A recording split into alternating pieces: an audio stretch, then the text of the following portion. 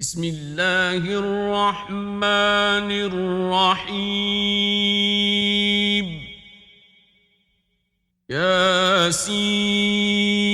ياسين والقرآن الحكيم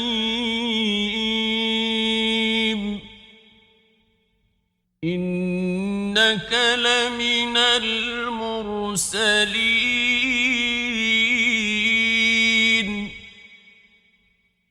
على صراط مستقيم تنزيل العزيز الرحيم لتنذر قوما ما أنذر آباؤهم فهم غافلون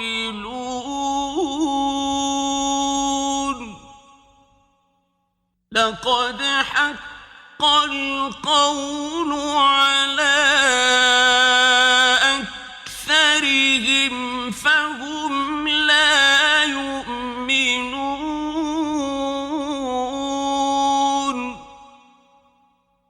إنا جعلنا في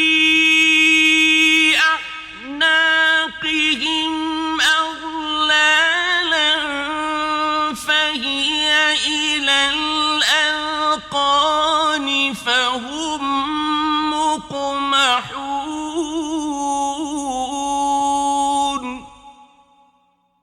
وجعلنا من بين أيديهم سدا ومن خلفهم سدا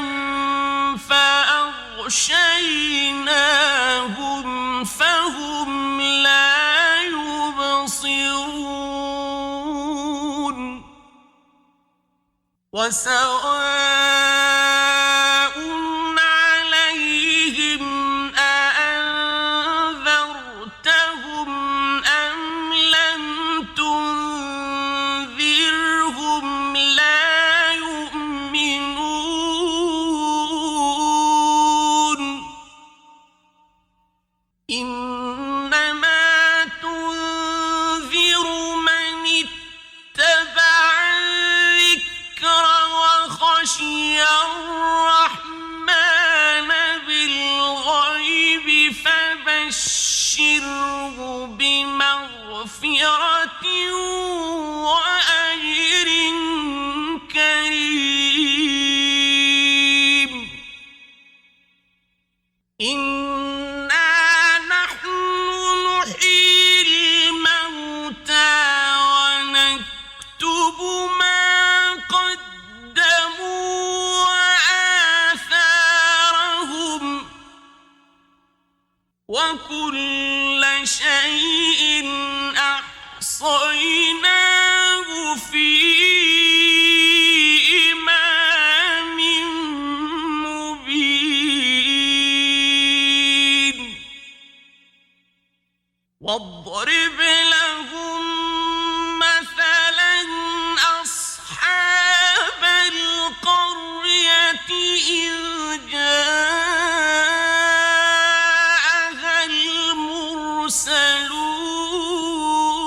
المرسلون إذ أرسلنا إليهم اثنين فكذبوهما فعززنا بثالث فقالوا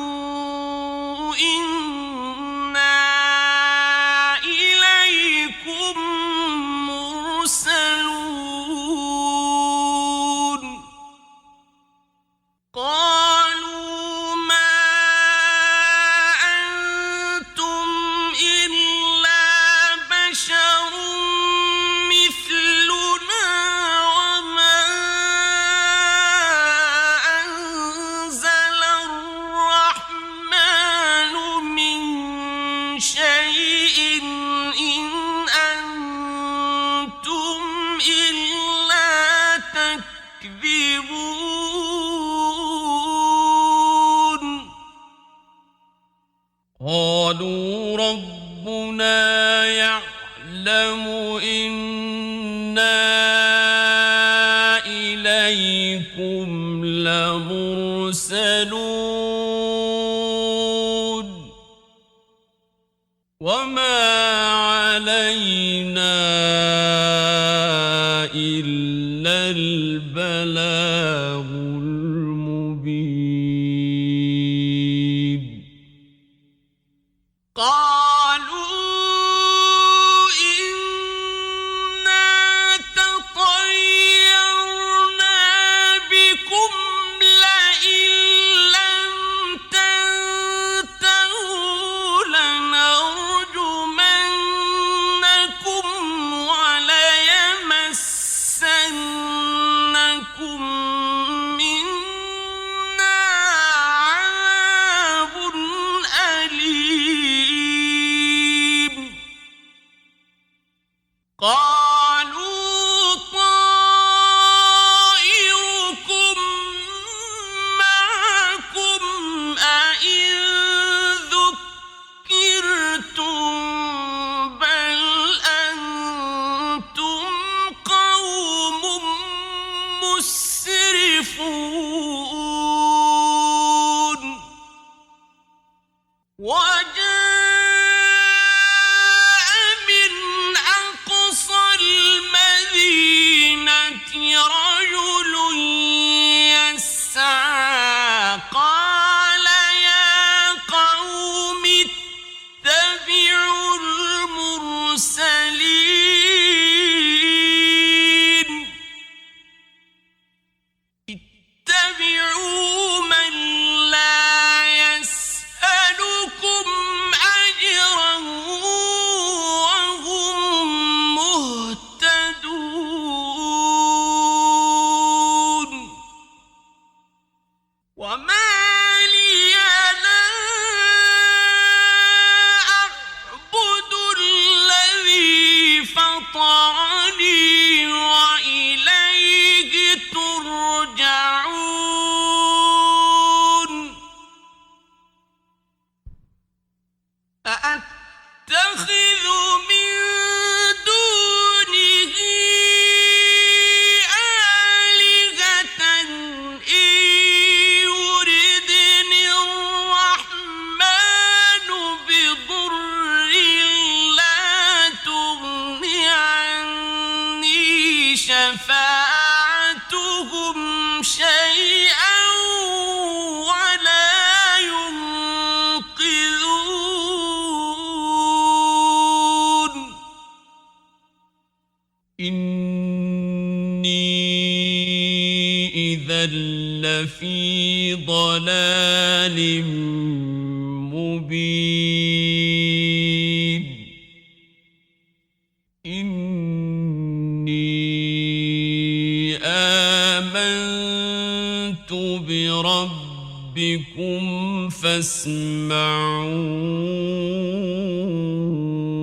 فاسمعون قيل ادخل الجنة قال يا ليت قومي يعلمون بما غفر لي ربي وجعلني من المكرمين وما أنزلنا على قومه من بعده من جند من السماء وما كنا منزلين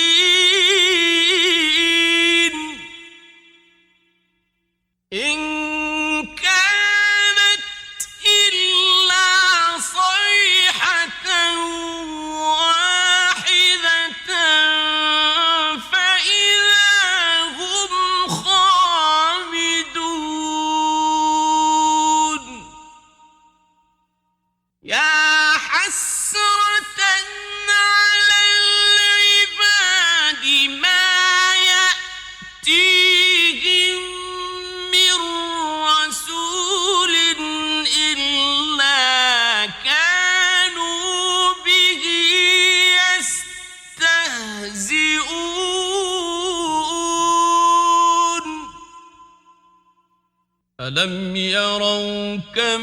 أهلكنا قبلهم من القرون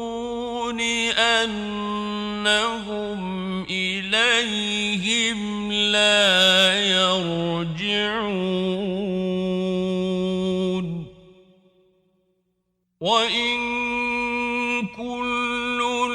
لما جميع لدينا محضرون وآية لهم الأرض الميتة أحييناها وأخرجنا منها حبا فمنه يأكلون وجعلنا فيها جنات من نخيل وأعناب وفجرنا فيها من العيون ليأكلوا من ثمره وما عملته أيديهم أفلا يشكرون سبحان الذي خلق الأزواج كلها مما تنبت الأرض ومن أنفسهم ومما لا يعلمون وآية لهم الليل نسلخ منه النهار فإذا هم مظلمون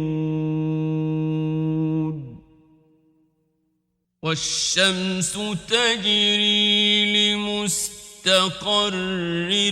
لها ذلك تقدير العزيز العليم والقمر قدرناه منازل حتى عاد كالعرجون القديم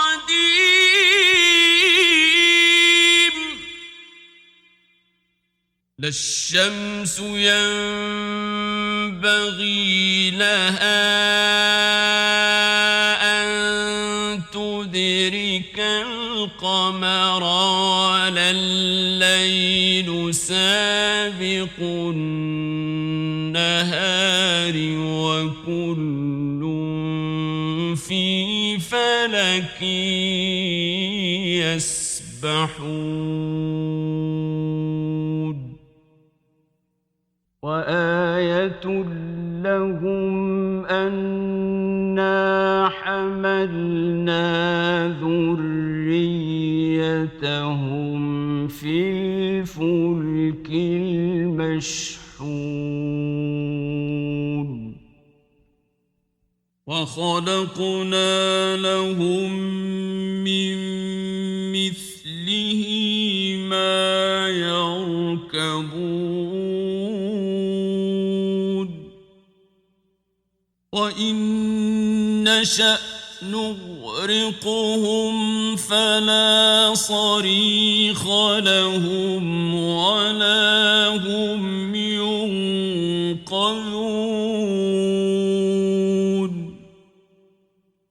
إلا رحمة منا ومتاعا إلى حين وإذا قيل لهم واتقوا ما بين أيديكم وما خلفكم لعلكم ترحمون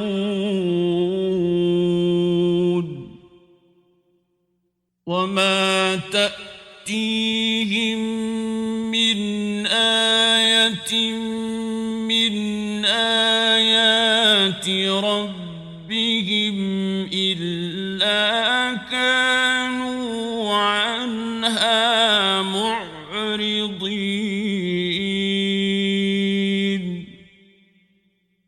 وإذا قيل لهم أنفقوا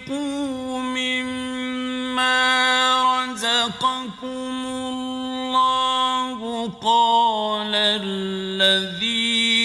كفروا للذين آمنوا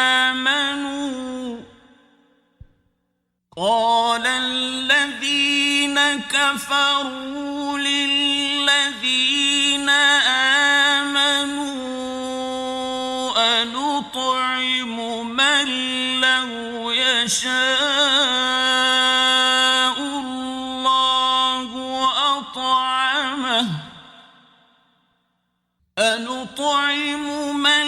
لو يشاء الله أطعمه إن أنتم إلا في ضلال مبين ويقولون متى هذا الوعد إن كنتم صادقين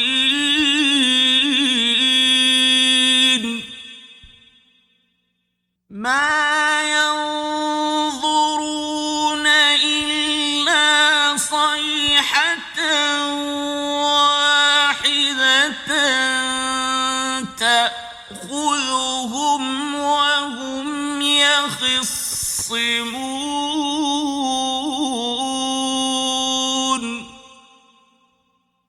فلا يستطيعون توصية ولا إلى أهلهم يرجعون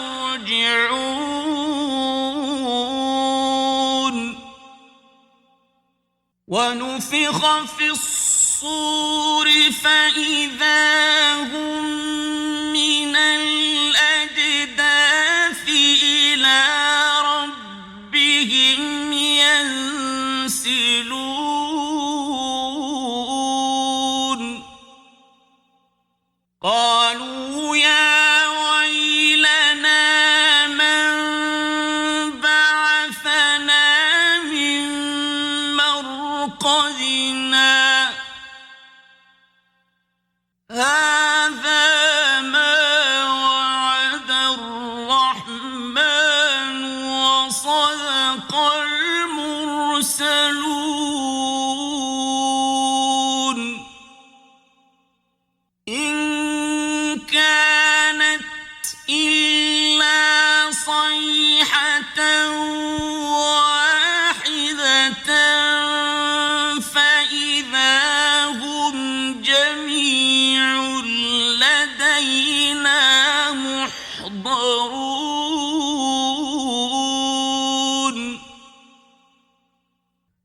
فاليوم لا تظلم نفس شيئا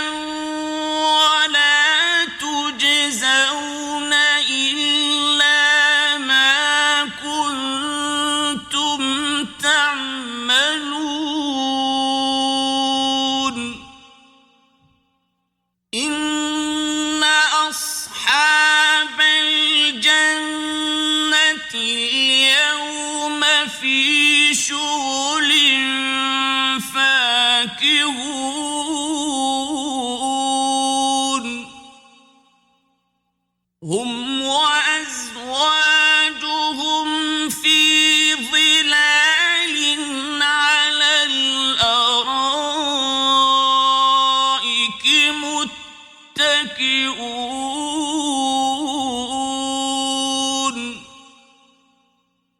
لهم فيها فاكهة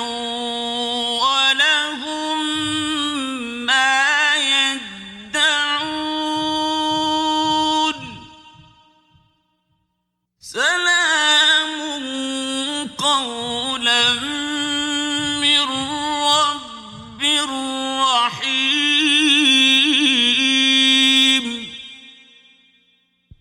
وامتازوا اليوم أيها المجرمون ألم أعهد إليكم يا بني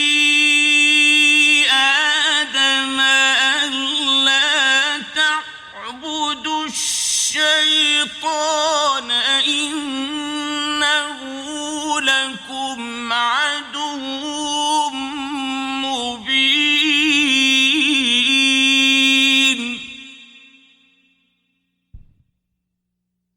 وأن اعبدوني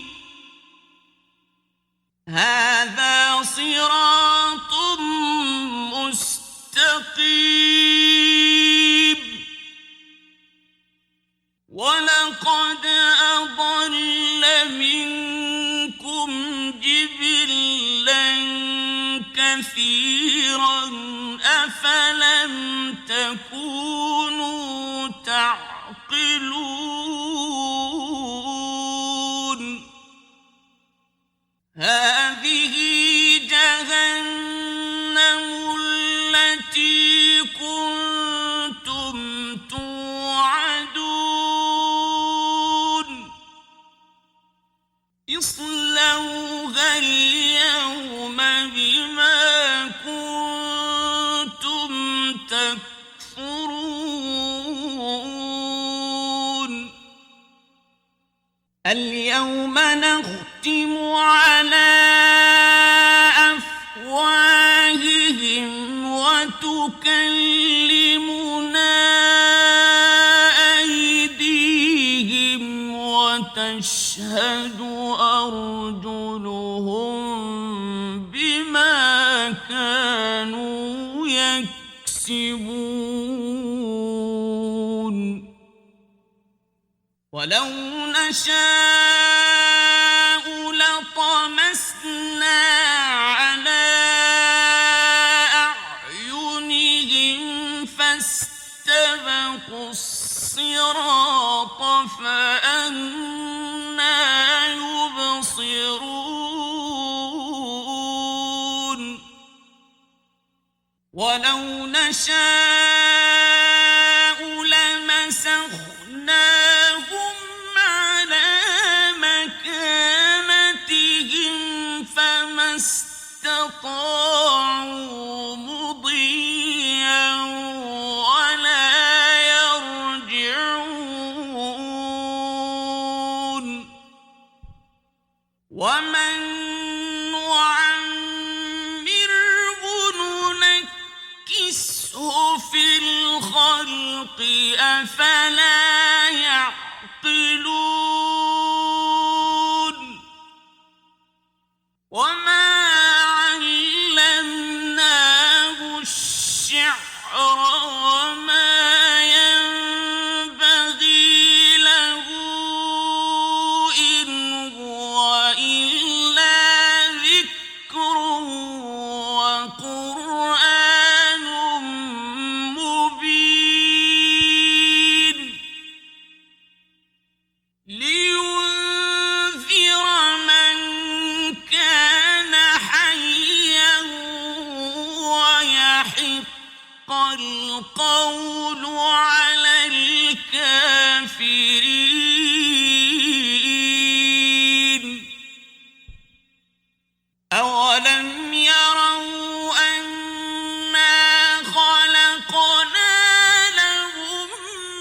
مما عملت أيدينا أنعاما فهم لها مالكون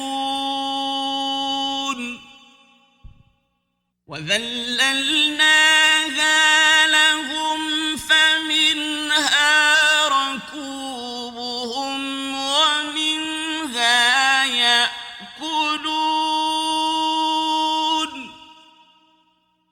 ولهم فيها منافع ومشارب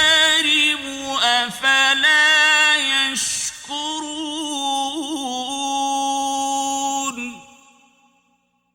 واتخذوا من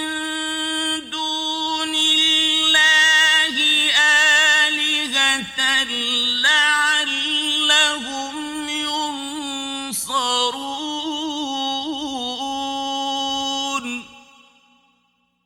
لا يستطيعون نصرهم وهم لهم جند محضرون فلا يحزنك قولهم إنا نعلم ما يسرون وما يعلنون أولم ير الإنسان أنا خلقناه من نطفة فإذا هو خصيم مبين وضرب لنا مثلا ونسي خلقه قال من يحيي العظام وهي رميم قل يحييها الذي أنشأها أول مرة وهو بكل خلق عليم